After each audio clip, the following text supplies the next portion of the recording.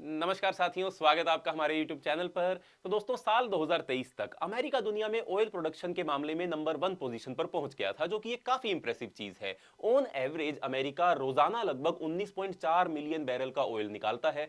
Second और third position पर America के बाद नोटिसेबल गैप के साथ सऊदी अरेबिया और रशिया है, जो रोजाना लगभग 11 मिलियन बैरल ऑयल प्रोड्यूस करते हैं, जो कि अमेरिका की प्रोडक्शन का लगभग आधा है। लेकिन इसके साथ ही अमेरिका दुनिया के की ऑयल इंपोर्टर्स में भी सेकंड पोजीशन पर है। मतलब वो एक्टिवली ऑयल खरीदता भी है, ऑयल प्रोड्यूस भी करता है, साथ में ऑयल खरीदता भी है। यहां पर कहानी थोड़ी ट्विस्ट लेती है। अमेरिका से ज्यादा सिर्फ चाइना ही है जो ज्यादा क्रूड ऑयल खरीदता है। चाइना लगभग 10 million barrel per day crude oil खरीदता है, जबकि America 6 million barrel per day oil खरीदता है। एक लंबी लिस्ट है कंट्रीज की जो अमेरिका को ऑयल बेचने का काम करती हैं। Canada, Mexico, Guana, Saudi Arabia, ये रोजाना अमेरिका को ऑयल सप्लाई कर रही हैं। ऐसी 15 कंट्रीज अमेरिका को ऑयल सप्लाई कर रही हैं। तो थोड़ा कंफ्यूजिंग लगा आपको कि एक तरफ तो अमेरिका दुनिया का सबसे बड़ा ऑयल प्रोड्यूसर है और दूसरी तरफ अमेरिका जो है वो दूसरी कंट्री से ऑयल खरीदता भी है। बट वैसे इसमें कुछ अनयूजुअल भी नहीं है, क्योंकि अमेरिका एक बहुत बड़ा कंट्री है जिसके पास इतना ऑयल नहीं है कि वो अपनी कंजम्पशन पूरी कर सके, इसलिए वो दूसरी कंट्री से ऑयल खरीदता है। वैसे भी यूएसए दुनिया का सबसे बड़ा ऑयल कंज्यूमर है। 2019 में यूएसए ने लगभग 21 मिलियन बैरल पर डे का ऑयल कंज्यूम किया था,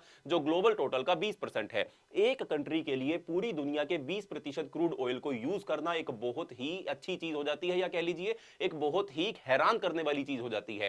लेकिन अगर मैं तुम्हें यह बोलूं कि यूएसए अपनी लैंड से निकलने वाले ऑयल का एक बड़ा पार्ट बेच भी रहा है, तो आपको कैसा लगेगा? एक्चुअली यूएसए दुनिया के टॉप 4 लार्जेस्ट ऑयल एक्सपोर्टर्स में से भी एक है, यानी कि सबसे ज्यादा ऑयल प्रोड्यूस भी कर रहा है, सबसे ज्यादा ऑयल इंपोर्ट करने में सेकंड पोजीशन पर है, और उसके साथ ही ऑयल एक्सपोर्ट करने में भी चौथे नंबर पर अमेरिका आता है।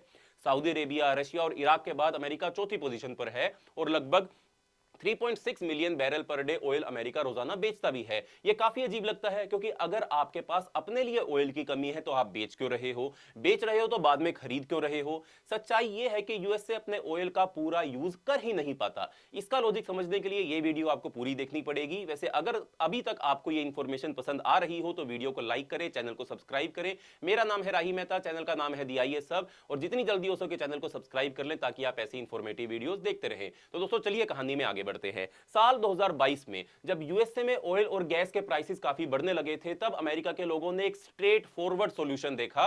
यूएसए के पास लगभग 38.2 बिलियन बैरल का नॉन ऑयल रिजर्व है, जो अभी तक अंडरग्राउंड ही है और उसको अभी तक यूज नहीं किया गया है।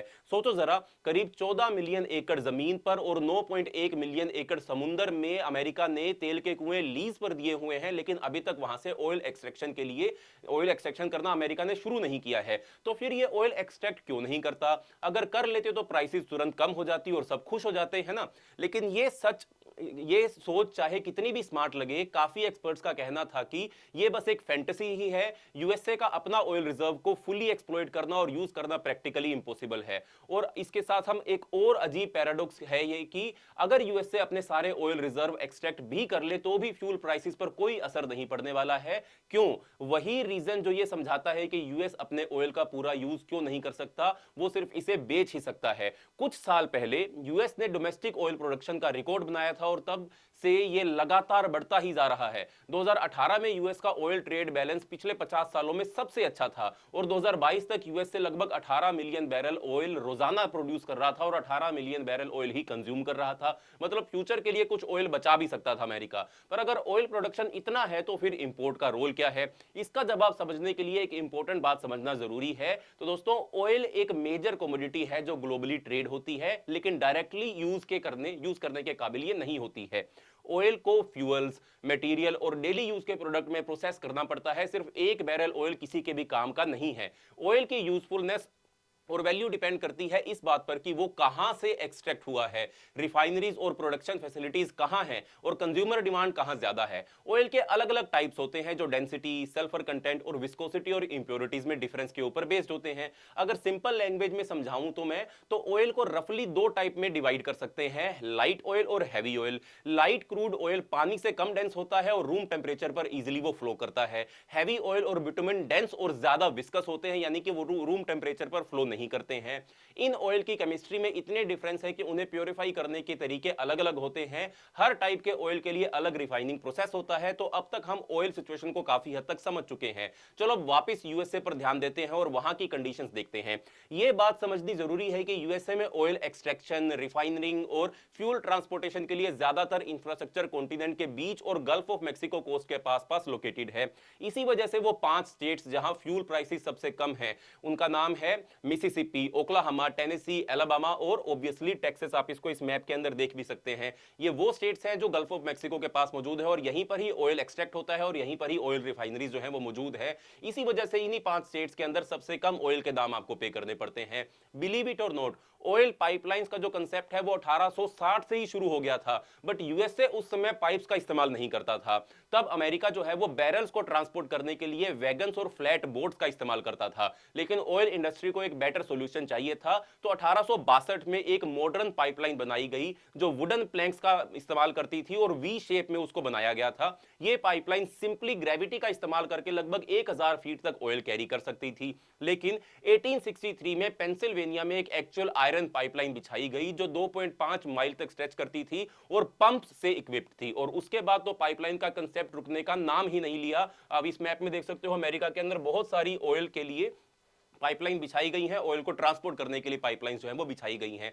आज भी यूएसए के काफी स्टेट्स हैं जहां मोटर फ्यूल की डिमांड हाई है, उनके पास मॉडर्न पाइपलाइन इंफ्रास्ट्रक्चर ही नहीं है। इतनी ज्यादा पाइपलाइंस बिछाने के बावजूद भी अमेरिका के सभी स्टेट्स तक पाइपलाइन के थ्रू ऑयल पहुंचाना, क्रूड ऑयल पहुंचाना पॉसिबल नहीं है। वहां फ्यूल को अभी भी शिपिंग, रेल रोड और ट्रक्स के थ्रू ट्रांसपोर्ट किया जाता है। मतलब जितना हो सके वो उसी तरीके से मैनेज करते हैं, लेकिन पाइपलाइन का यूज वहां पर नहीं हो सकता। आप देख सकते हैं कि वेस्टर्न साइड पे ज्यादा पाइपलाइन आपको दिखाई नहीं देंगी। लेकिन जब रो ऑयल को लॉन्ग डिस्टेंस पर ट्रांसपोर्ट करना होता है तो पाइपलाइंस काफी यूजफुल होती हैं। 2014 तक यूएस में लगभग 1,60,000 माइल्स की जो इंटरस्टेट पाइपलाइन थी वो बिछाई गई थी। फिर भी ये हर जगह नहीं पहुंचती हैं। फॉर एग्जांपल आप कैलिफोर्निया को ले लो।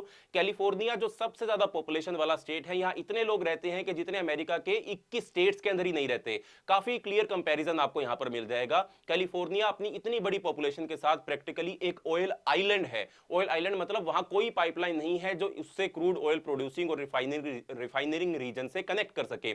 आप अपने खुद के ऑयल के अलावा जो ज्यादा कैलिफोर्निया के पास है ही नहीं। कैलिफोर्निया लगभग 70% क्रूड ऑयल अब्रॉड से इंपोर्ट करता है। बाकी जो ऑयल दूसरे स्टेट से आता है वो काफी मिनिमल है। ऐसा क्यों है? वेल, ये काफी कॉम्प्लिकेटेड है। सिंपल शब्दों में बताऊं तो यहां की जियोग्राफी और स्टेट लेवल पॉलिटिकल डिसीजन की वजह से ही ऐसा हुआ है। चांसेस है कि कैलिफोर्निया कभी भी अमेरिका की मेन ऑयल पाइपलाइन से कनेक्ट नहीं होगा, क्योंकि ऐसे प्रोजेक्ट की कॉस्ट काफी ज्यादा हाई हो जाएगी और कोई गारंटी नहीं है कि ऑयल फ्यूचर में जरूरत बनेगा भी या नहीं बनेगा। और वैसे भी ये कैलिफोर्निया है जो इंटरनल कंबशन इंजन से इलेक्ट्रिकल व्हीकल की तरफ ट्रांजिशन कर रहा है, तो फिर ऑयल का पॉइंट बनता ही नहीं है। अब वापस चलते हैं मेन सवाल पर, यूएसए अपना ऑयल क्यों नहीं यूज कर पाता? तो दोस्तों ये एक्चुअली काफी सिंपल है। यूएस के पास लाइट ऑयल का रिजर्व है, लेकिन उसे हैवी ऑयल की जरूरत होती है। हैवी ऑयल को हाई क्वालिटी प्रोडक्ट में बदलने के लिए एडवांस्ड मॉलिक्यूलर प्रोसेसिंग चाहिए होती है। इसी वजह से हैवी ऑयल का वैल्यू लाइट ऑयल के कंपैरिजन में थोड़ा कम होता है। एग्जांपल के लिए कुछ साल पहले हैवी ऑयल की एवरेज प्राइस 54 यानी कि $54 पर बैरल थी, जबकि लाइट ऑयल की प्राइस $70 पर बैरल के ऊपर थी। लेकिन ज्यादातर American oil refineries heavy crude oil को प्रोसेस करने के लिए सेटअप की गई हैं। ये इसलिए हुआ क्योंकि काफी टाइम पहले यूएस ने अपनी इंडस्ट्री हैवी ऑयल के लिए डिजाइन कर ली थी। तब ये रिसोर्सेज और सप्लाई पोटेंशियल को एक्सपेंड करने में हेल्प करता था। ये रिफाइनरी स्पेशली मेक्सिको और वेनेजुएला के ऑयल प्रोसेस करने के लिए बनाई गई थी, जो यूजुअली रिलेटिवली हैवी और हाई सल्फर कंटेंट वाला होता है। लेकिन देश का खुद का ऑयल तो लाइट है, तो फिर रिफाइनरीज को मॉडर्नाइज करने का क्या? वेल, जवाब है नहीं। जनवरी 1 2024 तक यूएसए में 132 एक्टिव ऑयल रिफाइनरीज थी। एक रिफाइनरी में मॉडिफिकेशन करने का कॉस्ट लगभग 50 से $100 मिलियन के बीच होता है और पूरे प्लांट को ओवरहोल करना काफी महंगा पड़ता है। लगभग बिलियंस ऑफ डॉलर तक उसका खर्च आ जाएगा। अगर सिंपल कैलकुलेशन करें तो सभी प्लांट्स को मॉडिफाई करने का खर्चा कम से कम 130 से $200 बिलियन का होगा। लेकिन प्रैक्टिकल टर्म्स में यह अमाउंट और भी ज्यादा आपको लग सकता है, क्योंकि इसमें काफी सारे एडिशनल फैक्टर्स भी जुड़ जाते हैं। अब इतना बड़ा पैसा कोई क्यों ही लगाएगा? सिर्फ इसलिए नहीं कि यह इंसेनली एक्सपेंसिव है, बल्कि करंट गवर्नमेंट पॉलिसी की भी वजह से। गवर्नमेंट अब ऑयल एक्सट्रैक्शन और कंजम्पशन को ग्रेजुअली रिड्यूस करने की तरफ फोकस कर रही है। यूएसए फॉसिल फ्यूल से दूर होने की तरफ काम कर रहा है और इसी वजह से ऑयल इंडस्ट्री में इन्वेस्टमेंट कम हो रही है। इंस्टीट्यूशंस इस इंडस्ट्री से अपना पैसा निकाल रहे हैं और प्लांट मॉडर्नाइजेशन की जरूरत किसी को भी नहीं लगती। तो होता क्या है, दूसरे देशों से ऑयल खरीदना अपना ऑयल यूज करने से ज्यादा प्रॉफिटेबल अमेरिका के लिए हो जाता है। यह थोड़ा अजीब लगता है, लेकिन अभी के लिए यूएस से अपना ऑयल बेचकर दूसरे देशों का ऑयल खरीदकर रिफाइन करके ज्यादा पैसा कमा रहा है। Imported oil transport expenses subtract करने के बाद भी ज्यादातर अमेरिका के लिए डोमेस्टिकली एक्सट्रैक्टेड ऑयल से सस्ता पड़ जाता है। इसका प्राइमरी रीजन है कि दूसरे देशों में ऑयल एक्सट्रैक्ट करना काफी सस्ता है यूएसए के कंपैरिजन में। यह cost land prices, leasing, labour और बाकी चीजों में कवर होता है। सिंपल शब्दों में यूएसए में सब कुछ काफी महंगा पड़ जाता है। लेकिन यह सिर्फ एक वजह नहीं है, एक और बड़ा फैक्टर है जोन्स एक्ट। अब यह क्या है, जोन्स एक्ट 1920 के अंदर आया था। इस लॉ के हिसाब से अगर कोई गुड्स को यूएसए के एक पोर्ट से दूसरे पोर्ट तक शिप किया जाए तो वो सिर्फ यूएसए की ही शिप्स पर हो सकता है, जो अमेरिका में ही बनी हो, जो अमेरिका के द्वारा ही ओन की जाती हो और उन्हीं के द्वारा ही उसको मैनेज किया जाता हो। अब समस्या समझ रहे हो, बेसिकली टेक्सास से ईस्ट कोस्ट तक ऑयल ले जाना पॉसिबल है, पर होता क्या है, टेक्सास का ऑयल एशिया चला जाता है और ईस्ट कोस्ट अपना ऑयल जो है वो अटलांटिक ओशन के थ्रू मंगवाती है। यहां पर टेक्सास मौजूद है, टेक्सास का सारा ऑयल एशिया भेज दिया जाता है और ये ईस्ट कोस्ट के जितने भी स्टेट्स हैं ये अटलांटिक ओशन के पार एशिया से, यूरोप से या फिर अफ्रीका से ऑयल को इंपोर्ट करते हैं। ये अजीब रूट्स का असली रीजन है कोस्ट। जोन्स एक्ट की वजह से गल्फ ऑफ मेक्सिको से ईस्ट कोस्ट तक फ्यूल शिप करना ओवरसीज ले जाने से मुकाबले 3 गुना ज्यादा महंगा पड़ता है। और ये तब है जब पोर्ट इंफ्रास्ट्रक्चर काफी डेवलप्ड है, जहां चीप सी ट्रांसपोर्ट का यूज होता है, पर कानून तो कानून है, उसको तोड़ा नहीं जा सकता। अब सोचो अगर यूएस डिसाइड करता है कि बस अपना ऑयल यूज करेगा तो क्या होगा, इससे तुरंत कई प्रॉब्लम शुरू हो जाएंगी। इवन विदाउट रिफाइनरीज को रीएडजस्ट करने का खर्चा कंसीडर करे बिना ही सिर्फ लाइट क्रूड ऑयल पर स्विच करना हर मार्केट की डिमांड पूरी नहीं कर पाएगा और हैवी ऑयल प्रोसेसिंग में लगाए गए बिलियंस ऑफ डॉलर वेस्ट हो जाएंगे, इक्विपमेंट भी काम का नहीं रहेगा। एक्चुअली एक सर्वे में एनर्जी एक्सपर्ट्स का ओपिनियन लिया गया था और लगभग 2 से 3 रिस्पोंडेंट ने यह कहा था कि लगभग 2/3 रिस्पोंडेंट्स ने यह कहा था कि एनर्जी इंडिपेंडेंस एक रियलिस्टिक गोल नहीं है। मतलब अगर यूएस ऑयल खरीदना बंद करके सिर्फ अपना ऑयल इस्तेमाल करे तो उसका कोई अच्छा रिजल्ट नहीं निकलेगा। और अगर किसी चमत्कार से अमेरिकन ऑयल रिफाइनरीज तुरंत लोकल लाइट ऑयल प्रोसेस करने लगे तो भी इसमें ह्यूज एक्सपेंसेस होंगे, इसलिए क्योंकि ये ऑयल गलत जगहों से निकलता है जहां से रिफाइनरीज तक ले जाना का जो इंफ्रास्ट्रक्चर है वो मौजूद ही नहीं है और बिना इस इंफ्रास्ट्रक्चर के लोकल यूज के लिए ऑयल एक्सट्रैक्शन बेकार हो जाता है। अब इंटरेस्टिंग बात यह है कि यूएस के पास अपना हैवी ऑयल और ऑयल सैंड्स मौजूद है, मेनली कैलिफोर्निया, अलास्का और यूटा प्रोविंसेस के अंदर, लेकिन इन्हें एक्सट्रैक्ट और प्रोसेस करने के लिए लाइट ऑयल से ज्यादा एनर्जी और पानी चाहिए होता है और ये ज्यादा महंगा भी पड़ जाता है। ऊपर से ये ऑयल सिर्फ 10% के आसपास ही है, जो डिमांड पूरी करने के लिए काफी नहीं है। अगर ज्यादा डिपॉजिट्स होते तब भी इन्हें डेवलप करना फॉरेन ऑयल खरीदने से ज्यादा महंगा होता। सिर्फ पैसा ही नहीं, इसमें काफी टाइम भी लगता है। ड्रिलिंग रिग्स बनाने में कम से कम 2 से 3 साल लगते हैं और जब एक्सट्रैक्शन शुरू होती है तो ऑयल देखने में लगभग 6 महीने और लग जाते हैं या किसी केस में 8 महीने भी लग जाते हैं, जबकि ऑयल हमेशा लार्ज क्वांटिटीज में ही आपको चाहिए। तो आखिर में क्या होता है, सिर्फ ऑयल खरीदना बंद करके नेसेसरी एक्सट्रैक्शन फैसिलिटीज बनाना काम नहीं करेगा, रिजर्व्स खत्म हो जाएंगे और पूरा कंट्री रुक जाएगा, फ्यूल क्राइसिस हो जाएगी। एडवांस में इंस्टॉलेशन बनाना और ग्रेजुअली ट्रांजिशन करना भी बहुत महंगा पड़ता है और ग्रीन एनर्जी के राइज के साथ साथ ये सब बेकार हो सकता है। अप्रैल में यूएस ने अलास्का के नेशनल पेट्रोलियम रिजर्व के आधे एरिया में फॉसिल फ्यूल ड्रिलिंग पर भी बैन लगा दिया था। ये स्टेप एनवायरनमेंट को प्रोटेक्ट करने के लिए लिया गया, क्योंकि ये एरिया प्रोटेक्टेड स्पीशीज जैसे पोलर बियर्स का घर है। वैसे इसी एरिया में नेवी के अंडरग्राउंड इमरजेंसी ऑयल रिजर्व भी मौजूद हैं, जो 1920s के अर्ली पीरियड में एस्टेब्लिश किए गए थे। लेकिन एनवायरनमेंट को बचाने के लिए बैन लगाने का डिसीजन लोगों के बीच मिक्स्ड रिएक्शन लेकर आया था। कुछ लोगों ने इसे क्रिटिसाइज किया था और कुछ ने इसको सपोर्ट भी किया था। और साथ ही यह समझना जरूरी है कि सब कुछ हमेशा बदलता रहता है, पुराने ऑयल सोर्सेज भी कभी कभी अचानक से ऑफ लिमिट्स हो सकते हैं। तो अब इसी किस तरह की प्लांट ओवरहोल की बात हो रही है, पहले तो यह समझना जरूरी है कि स्टैट्स के हिसाब से 2023 में यूएस ने इतना ऑयल प्रोड्यूस किया जितना किसी भी कंट्री ने किसी भी साल में रिकॉर्ड नहीं किया। यह साफ है कि टेक्नोलॉजी के एडवांसमेंट के साथ ऑयल इंडस्ट्री भी ग्रो कर रही है और डिमांड भी बढ़ रही है। इसका एक एग्जांपल ये है कि अगस्त 2024 में यूएस की oil production 13.4 million barrel per day तक पहुंच गई थी, जो कि एक रिकॉर्ड है।